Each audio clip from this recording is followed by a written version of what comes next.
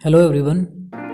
आज हम अकबर की कहानी सोने की खेती को डिस्कस करेंगे, जो हमें सच और झूठ के बीच का अंतर समझाती है। तो एक समय की बात है, अकबर के महल में कई कीमती सजावट की वस्तुएं थी, लेकिन एक गुलदस्ते से अकबर को खास लगाव था। इस गुलदस्ते को अकबर हमेशा अपनी पलंग के पास रखते थे। एक दिन अचानक महाराज अकबर का कमरा साफ करने उसके सेवक आए और सेवक से वे गुलदस्ता टूटकर बिखर गया। सेवक ने घबराकर उस गुलदस्ते को जोड़ने की बहुत कोशिश की, लेकिन नाकाम रहा। हार कर उसने टूटा गुलदस्ता कूड़े में फेंक दिया। अब गुलदस्ते को कूड़े में फेंकने के बाद जो सेवक था वो बहुत घबराया और सोचा कि अब क्या किया जाए, और भगवान से अपनी सलामती की दुआ मांगने लगा।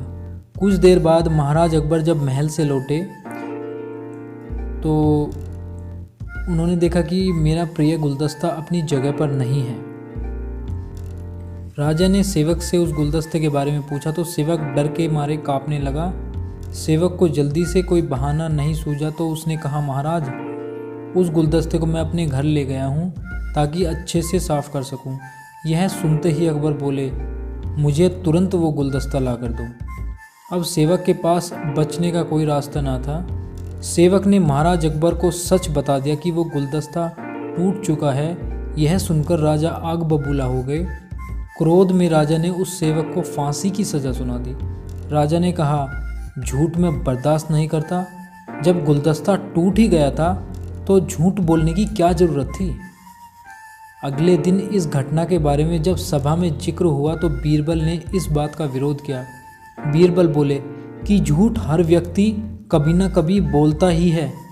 किसी के झूठ बोलने से अगर कुछ बुरा या गलत नहीं होता तो झूठ बोलना बिल्कुल भी गलत नहीं है। बीरबल के मुंह से ऐसे शब्द सुनकर अकबर उसी समय बीरबल पर भड़क गए। उन्होंने सभा में लोगों से पूछा कि कोई ऐसा है जिसने कभी झूठ बोला हो। सबने राजा को कहा कि नहीं, वो झूठ नहीं बोलते। यह बात सुनते ही राजा ने बीरबल को राज्य से निकाल दिया। राज दरबार से निकलने के बाद बीरबल ने ठान ली कि वो इस बात को साबित करके रहेंगे कि हर व्यक्ति अपने जीवन में कभी ना कभी झूठ बोलता है। बीरबल के दिमाग में एक तरकीब आई, जिसके बाद बीरबल सीधे सुनार के पास गए। उन्होंने जोहरी से सोने की गेहूं जैसी दिखने वाली बाली बनवाई और उसे लेकर महाराज अकबर की सभा में पहुंच गए। अकबर ने जैसे ही बीरबल को सभा में देखा तो पूछा कि तुम यहाँ क्यों आए हो। बीरबल बोले, जहाँपना, आज ऐसा चमत्कार होगा कि जो किसी ने कभी नहीं देखा होगा। बस आपको मेरी पूरी बात सुननी होगी। राजा अकबर को सभी सभापतियों की जिज्ञासा बढ़ गई और राजा ने बीरबल को अपनी बात कहने की अनुमति दे दी।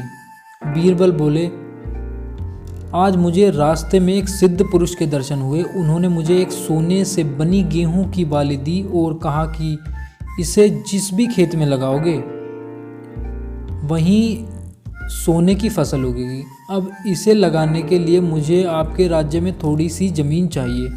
राजा ने कहा, यह तो बहुत अच्छी बात है, चलो हम तुम्हें ज़मीन दिला देते हैं। अब बीरबल कहने लगे कि मैं चाहता हूँ कि पूरा राज दरबार यह चमत्कार देखे। बीरबल की बात मानते ही पूरा राज दरबार खेत की ओर चल पड़ा।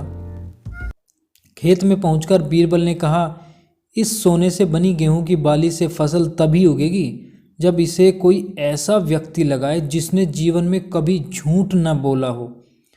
बीरबल की बात सुनकर सभी राजदरबारी खामोश हो गए और कोई भी बाली को लगाने के लिए तैयार नहीं हुआ। राजा अकबर बोले कि क्या राज दरबार में कोई ऐसा व्यक्ति नहीं जिसने अपने जीवन में कभी झूठ न बोला हो। सभी खामोश थे। बीरबल बोले, जहाँपना, अब एक काम करिए, आप ही इस बाली को खेत में रोप दीजिए।